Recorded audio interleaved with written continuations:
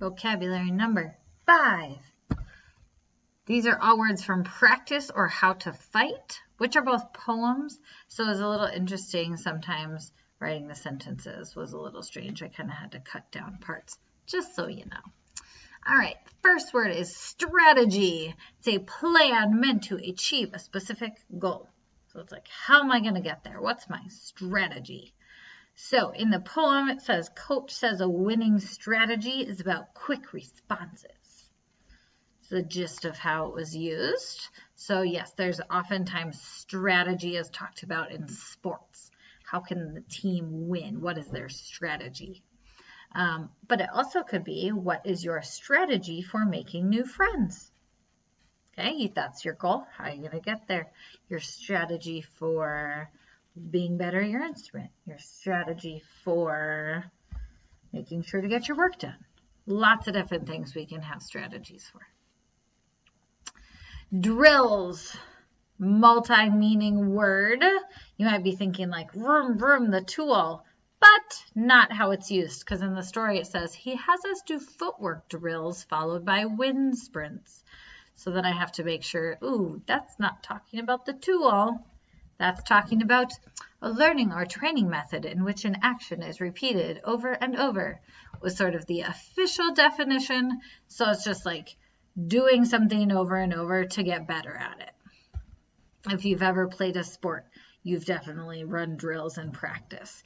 You may have done drills in gym class. I don't really know. Do they do drills? I don't know. So they talk about doing footwork drills. You could also do like multiplication drills in my second sentence. Our class practice multiplication drills. So you're repeating that action over and over to get better at something. Sprints. It can actually be a verb or a noun. So I could say like he sprints to the end, but in this case, it's the noun, the short races at top speeds.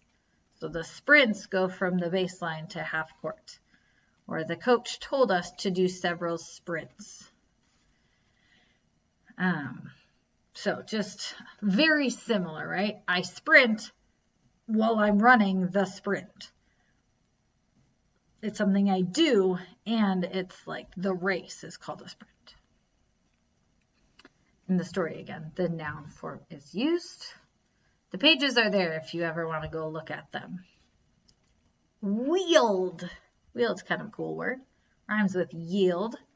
To handle and use a weapon or a tool. So I wield my pen. So in the story or in the poem, it's talking about how he is wielding language as a tool. My teachers trained me to wield language as a tool and fist and weapon. So instead of fighting with his fists, he's fighting with language. Or you could say his father taught him how to wield an axe to cut the wood or to do whatever. So yes, wielding. Tool. I don't know why I think that word is cool. It just sounds cool.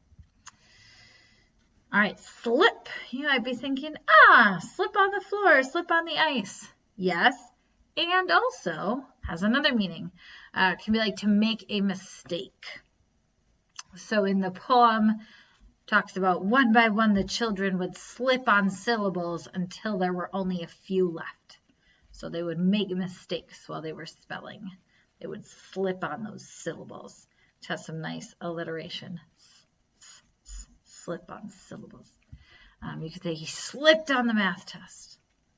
We don't hear this used a lot. People might be confused just because it's a much less common.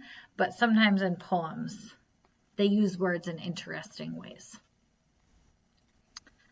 Last but not least, syllables. Those are those beats in the word. In the spelling bee, children would slip on syllables. And then I think, Morrison has 3 syllables. Morrison. Syllable.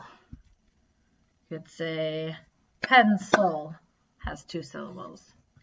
Cup has 1. Just looking around. Puzzle has 2.